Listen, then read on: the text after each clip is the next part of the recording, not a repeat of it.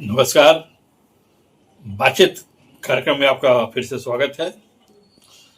आज मैं मुलाकात करवा रहा हूं संजीव कुमार पांडे से। नालंदा बिहार के रहने वाले संजीव कुमार जी से मेरी मुलाकात कम से कम 30 साल पुरानी है। और सबसे मज़ेदार बात कहें या रोचक बात कहें कि उनके साथ जो है उनका परिचय कुछ कुछ दिनों में बदलता रहा है। जब पहली मुलाकात हुई थी तो वे पत्रकार थे, जब दूसरी मुलाकात हुई तो वे गायक बन चुके थे और स्टार वन जो चैनल था उसके प्रतियोगिता के जो है वो विजेता थे गायन में। उसके बाद जब मिले तो वो गीतकार, फिर राजनीति से भी जुड़े। तो इस जिनका परिचय बदलता रहा है, स्वभाव बदलता रहा, स्वभाव नहीं बदलता है, स्वभाव से हमेशा मित्र रहे हैं और मेरे तो छोटे भाई की तरह रहे। तो आइए उनसे मिलते हैं और जानते हैं कि कैसे संघर्ष करके आदमी कैसे अपना मुकाम बनाता है। कुछ सीखना है तो संजीव कुमार पांडे से सीख सकता है। संजीव जी नमस्कार। नमस्कार। मौलिक फिल्म देख रहे सभी श्रोताओं दर्शकों को मैं संजीव कुमार पांडे नमस्कार प्रणाम करता हूँ। जैसा कि शत्रुघ्न प्रसाद जी बताए, बाकी जो प्रसंग बताएंगे। नालंदा से जी जब आप चले जी तो घर में आपने बताया कि मुझे नौकरी मिल गई, मैं जा रहा हूँ नौकरी करने। हाँ, बहुत बड़ा झूठ बोले जी। नहीं होता है, आदमी को कुछ बनने की जब तमन्ना होती है तो ये झूठ कोई झूठ नहीं है। जी। लेकिन जब आया था आपके ऊपर वो दबाव था कि आप बोल गए हैं कि नौकरी करने जा रहा हूँ। जी सर, हम 5 बहन 2 भाई हैं। सबसे छोटा थे, सबसे प्यारा बाबूजी माताजी बहुत ज्यादा मानते थे मुझको, बहुत प्यारा, एक बहुत मिडिल क्लास फैमिली से। और इसको जो देख रहे हैं आपके मौलिक फिल्म, उनको मैं हाथ जोड़ के जो संघर्ष करते हैं, हमारे से पागलपना ना करें। इसको बिल्कुल पागलपना कहा जाएगा सर। सीधे मैं सोचा कि मैं जितेंद्र बनूंगा। जितेंद्र मेरे प्रेरणा थे। उनकी फिल्म देखी थी पहली बार हिम्मत वाला, श्रीदेवी जी थी, कादर खान। वो फिल्म से मैं बड़ा प्रेरित हुआ। और अभी साहब गाना में गाता था चौराहे में, इतना बड़ा ख्वाब कि वहां से मुझे तो भी नहीं पता, मैं पूरा भय पश्चिम में उत्तर दक्षिण की जून मर गए चलना है बस। और तो घर में आने नहीं दे रहे थे। आप जितेंद्र आपके जो है जी वो आदर्श रहे, प्रेरणा स्रोत रहे। हाँ। लेकिन आकर यहाँ आप एक्टिंग करने के बजाय आप पत्रकारिता करने लगे। सर, तुलसीदास एक श्लोक है रामायण में कि सभी नचावत राम गोसाई, नाचत है नरकट के नाई। जब मैं बम्बई आया, एक दलित मित्र, उनका नाम लेता तो पेपरों में, दैनिक जागरण, भारत देश का कोई भी ऐसा पेपर नहीं आपका आशीर्वाद से जो मेरा आर्टिकल नहीं छपा। जब मैं ये अवार्ड जीता, बहुत बड़ा अवार्ड जीता, तीनों जज मुझे वोट नहीं दिए थे। अनुपम खेर, तलत अजीजा, नीना गुप्ता, तीनों हमारे जज थे। तीनों वोट मेरा नहीं दिए, लेकिन फिर भी मैं पता नहीं कैसे जाऊँ। उसी दौरान मेरी माँ मर गई थी सर। एक मेरे जीवन का वो आश्चर्य घटना, सारे गामा पाधा निशा सानी धापा पामा रेगा, ये मैं जाना अनूप जलोटा साहब से। वो भी मुझे उस वक्त मालूम नहीं था कि गाने का सुर क्या होता है। गाने का चढ़ाव 3 होता है, नीचे लेयर, अब अभी भी उतना मालूम नहीं। लेकिन इतने बड़े बड़े का जीता मैं, ये मुझे सर नहीं मालूम। तो मुंबई से आ गए यहाँ, एक ख्वाब, पता नहीं क्या, कहाँ जा रहे हैं, क्या करना है। घर में झूठ बोले बहुत बड़ा कि मुझे बम्बई में नौकरी लग गई है। अब भैया समझ गए, भैया हमारे डॉक्टर, कि झूठ बोल रहा है। तो गांव से एक आदमी साथ में आए थे, लेकिन जो हो सो हुआ सर। तो फिर हम आपके सामने, आपके सिरवा से, आप तो मेरे 28-30 साल पुराने, बाप रे बाप, का मैं सीखा हूँ आपसे। तो जो भी बाहर से आदमी आता है, हाँ, अपनी मंजिल को लेकर एक लक्ष्य को तय करके आता है जी। जो उसकी जो संघर्ष यात्रा होती है जी, उस यात्रा में बहुत से लोग उनको सहयोग करते हैं और कुछ लोग असहयोग भी करते हैं या रास्ता रोकने हैं। तो आपको रास्ता रोकने वाले ज्यादा लोग मिले कि सहयोग करने वाले लोग? रोकने वाले मिले सर, रोकने वाले मिले। इतने तक कि जब दैनिक जागरण एक बहुत बड़ा पेपर है, उसमें जब छपा कि बूट पॉलिसी से सफर शुरू हुआ, रियलिटी शो तक पहुंचा है। टाइम्स ऑफ इंडिया में छपा था इतना बड़ा कि बूट पॉलिसी से रियलिटी शो। तो हमारे रिलेटिव हम हंसते थे कहते चल जूता में पॉलिश कर करके इतना बड़ा बन गया तो क्या बन गया। और दूसरी बात, जो आपके चैनल देख रहे हैं उनके मैं यही कहूंगा कि अपना लक्ष्य, एक शेर है, लक्ष्य न ओझल होने पाए, कदम मिलाकर चल, मंजिल तेरी कदम चुमेगी आज नहीं तो कल। हम सर अपना मंजिल यही मानता हूँ, जिस मायापुरी में बचपन में पढ़ता था दिलीप कुमार, धर्मेंद्र, जितेंद्र, हम जितेंद्र साहब का इंटरव्यू लिए थे तो उनको मुंह पर कह दिया क्या नहीं आपके साथ सो जाने से मैं बर्बाद हूँ सर, तो वो हंसने लगे थे। अभी वीडियो है मेरे पास में। तो मेरा छत्रपति शिवाजी महाराज के धरती ने वहां मुझे बसाया जहां मेरा घर है, यहाँ 5 किलोमीटर का अंतराल में सारे कलाकार हैं। ये मेरा ख्वाब से यही सफलता मानता हूँ सर, अपने आप को खुद सफल मानता हूँ कि बाकी मेरा बेटा जो यशराज में इतना बड़ा काम कर रहा है और आप लोग का आशीर्वाद। तो पत्रकार थे, फिर बाद में गायक कलाकार हो गए। ये सर पता है रामायण का मैं पत्रकार था ही, सामना में लिखते थे, दैनिक जागरण बहुत सारे पेपरों में लिखता था। और मेरी माँ यहाँ हॉस्पिटल में एडमिट थी, भाभा हॉस्पिटल में, ये 2008 की बात क्या है। मैं उनको देखने जा रहा था तो रास्ते में एक बड़ा बैन लगा था शॉर्टकट में लिखा था जो बढ़िया गाएगा, बढ़िया दिखेगा उसको 5 लाख रुपया देंगे। हाँ, डॉक्टर 1 घंटे के बाद बुलाया था, मैं टाइम नहीं था, बांद्रा बेस्ट में नेशनल कॉलेज के सामने सर। अच्छा जी, नेशनल कॉलेज एकदम गेट पे ही। तो मैं घुस गया कि मैं भी बढ़िया गाना गाता हूँ, टाइम पास करने के लिए, एकदम ऊपर खाली जो टाइम होता है ना। और जाके भीतर बोले देखिए आपके सामने में छपा है, जरा उधर कैमरा करना जी। गोली को दे दिया छल्ला, शहर में मच गया हल्ला, हेडलाइन में सामने में छापे थे। मैं गया क्या, गोली को दे दिया, एकदम न तरन न कुछ, और मैंने गा दिया, अब आ गया टाइम पास करने के लिए। और घर आ गए सर। 18-20 दिन के बाद फोन आया कि आप सेलेक्ट कर लिए गए हैं फिल्म सिटी में, बहुत बड़ा सेट लगा हुआ था वहां। मैं दंग रह गया, ये क्या हो गया भगवान। ऐसा निरंतर चलता रहा। और 26 तो सेट पे जो है जी, वो तो गाना गाया। हाँ, सेट पे कौन सा गाना गाया था? सेट गाए थे मतवारे मितवा जा, तो जो हाँ सर भूपाली राग में गाना है जो लिखा भी मैं हूँ। और उस शो में एक था उसका महेंद्र कपूर साहब जिक्र किए थे, देवानंद साहब से देख रहे हैं मेरे पीछे, कि ऐसा ही शो होना चाहिए। इंडियन आइडल तो वही गाना लोग गाता है जो गाया हुआ है, हमारा शो में था सर कि खुद बनाओ खुद गाओ। अच्छा, वो शो था, महेंद्र कपूर साहब जिक्र किए, मैं आपको वीडियो भेज दूंगा कि ये शो सही है। पहले जिसने भी ये रियलिटी शो बनाया है उसको मैं धन्यवाद। गाने का बोलता जिसने मुझे 5 लाख दिलवाया और मेरे पत्रकार के सारे कलाकार जुड़ाया। सूरज जिसे सलाम करे मैं वहां का रहने वाला हूँ, नए जगत में लोगों को नया गीत सुनाने वाला हूँ। एक लाइन है सर, मतवारे मितवा जा आ जा रे, नजर मिला जा झलक दिखा जा, नजर मिला जा झलक दिखा जा, अब ना तू तड़प रे, मतवारे मितवा आ जा रे। ये गाना सर मैं देख रहा था, तलत अजीत साहब ताली बजा रहे थे, नीना गुप्ता, ये गाना ने मुझे जिताया सर।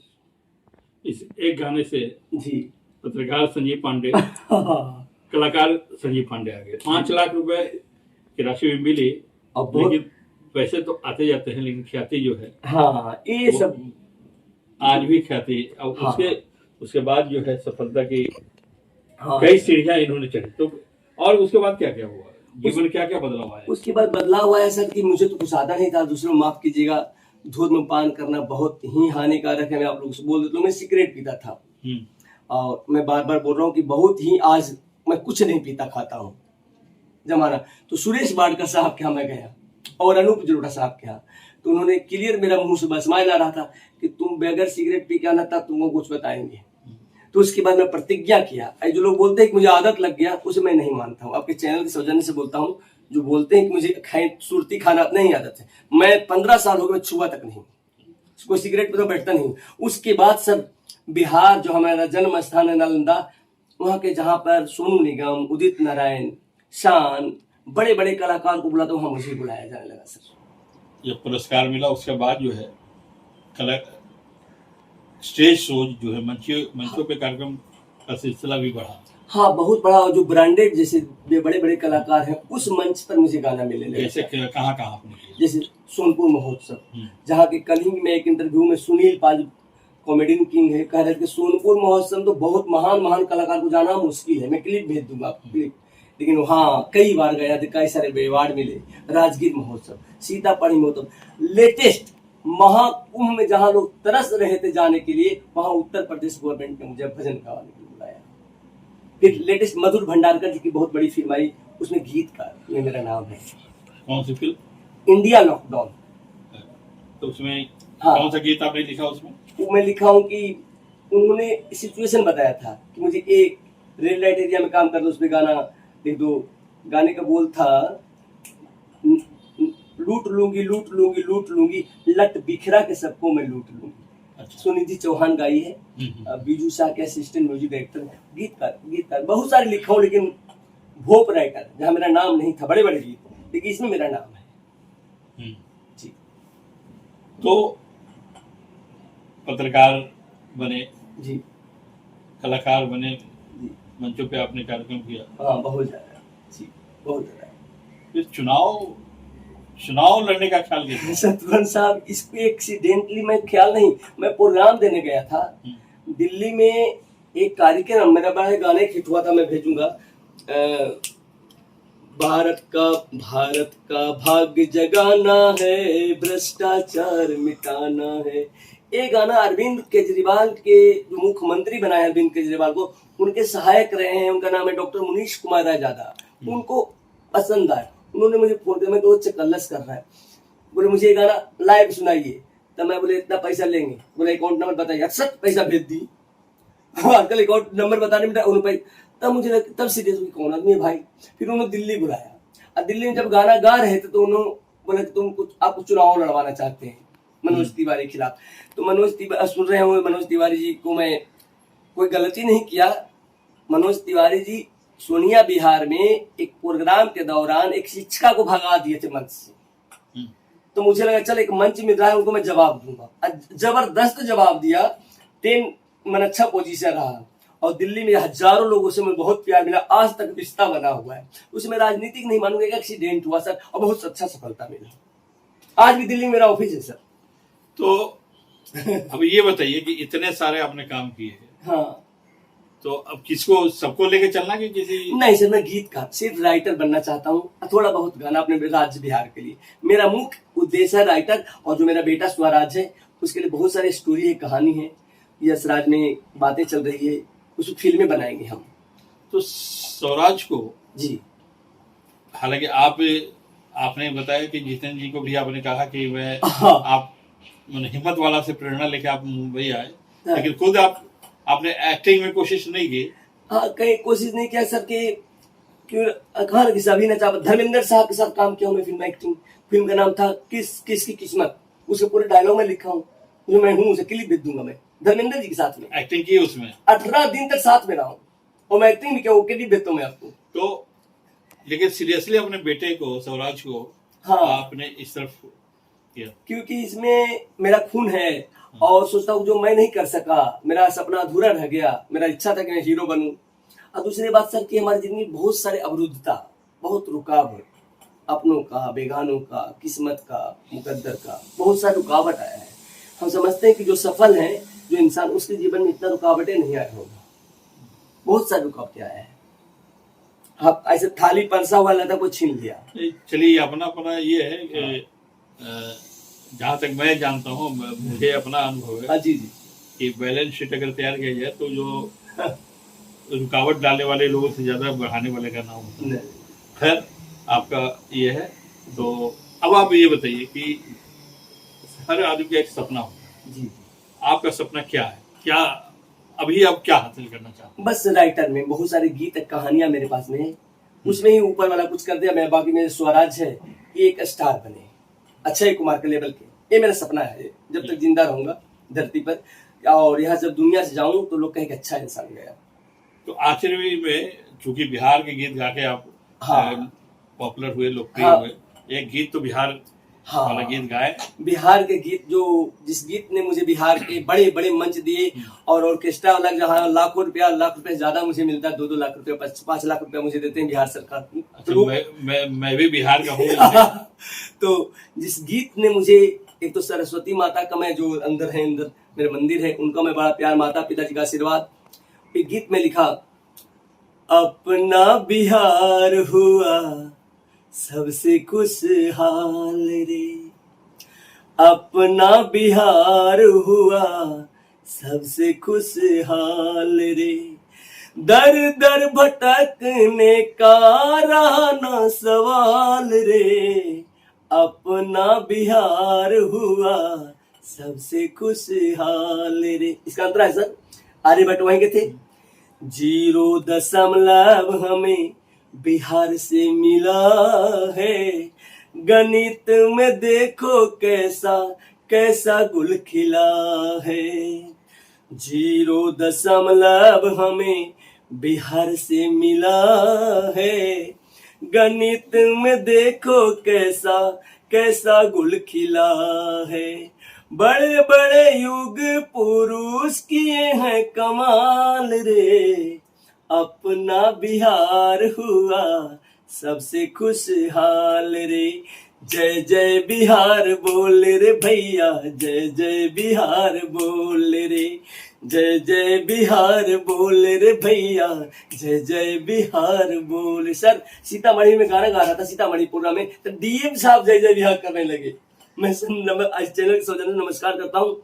और एक गीत का प्रेरणा का सच कहा जाए, इंदिवर साहब, उन्होंने क्या लिखा था, जब 0 दिया मेरे भारत, तो मैं ढूंढा ही 0 का, तो 0 मेरे बिहार से, तो ऐसा मैंने लिखा है, मैं खुद लिखा खुद गाया। ये संगीत निर्देशक हैं दामोदर राव। अच्छा, दामोदर राव साहब का नाम लेना जरूरी है। अच्छा, अब जो बिहार की बात हुई जी, अब बिहार में चुनाव होने वाला है। हाँ, वहां से आपको लोग अब तो बुला रहे होंगे। हाँ, बहुत सारे रोज फोन आता है, लेकिन मैं जो बिहार के श्रोता सुन रहे हैं, मैं क्लियर बोलूंगा कि नीतीश कुमार से अच्छा कोई, आप बहालिए नहीं, कलाकार को बोलना नहीं चाहिए, क्योंकि मुझे तेज प्रताप भी गाना गाने के लिए बुलाते हैं। अभी लालू यादव जी के तो 1 घंटा पहले फोन आया था, उनके दोस्त है रामलाल यादव जी बुला रहे हैं, 16 अगस्त का प्रोग्राम है। लेकिन मैं खुले आऊँ, नीतीश कुमार जी का बहुत बड़ा प्रशंसक, और आपके सौजन्य से मुझे बिहार से इतना बड़ा एक विराज जी के नाम से, मेरे नाम से सीढ़ी लगा है, वो तो नहीं, लेकिन जब मैं एक गाना सर, जब मैं बिहार गया तो जहां मैं नाव से जाता था, आज वहां हाईवे, ये मैं किसी के चमचागिरी नहीं किया हूँ, कोई सीधे बिहार को देख कर गाना लिखा हूँ कि अपना बिहार में सबसे खुशहाल। नीतीश कुमार सबसे बेहतर कोई नहीं सर। चलिए, तो अभी आपसे मिलवा रहा था संजीव कुमार पांडे जी से, पत्रकार, लेखक, गीतकार, गायक। अगले एपिसोड में फिर एक नई शख्सियत से, एक नए मेहमान से मिलाऊंगा। तब तक के लिए विदा दें, नमस्कार।